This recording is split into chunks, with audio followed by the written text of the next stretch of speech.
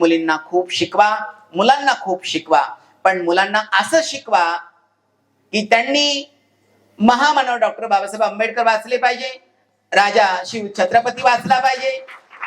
हो, या सर्व आता जेवढ्याही मंगल मी या देव्यांचं नाव घेतलं, तर ह्या सगळ्या इतिहासामध्ये हे सोनेरी पानामध्ये हे सोनेरी चरित्र आहेत.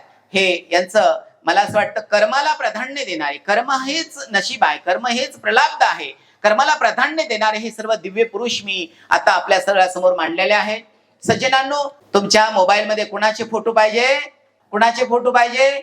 महामानवाचा फोटो पाहिजे, राजा शिव छत्रपतीचा फोटो पाहिजे, आणि जेवढ्याही दिव्य पुरुषांचे मी नाव घेतलेत तेवढ्यांचे फोटो आपल्या म्हणजे एनर्जी देणारे, प्रेरणा देणारे, मार्ग दाखवणाऱ्यांचे फोटो असले पाहिजे.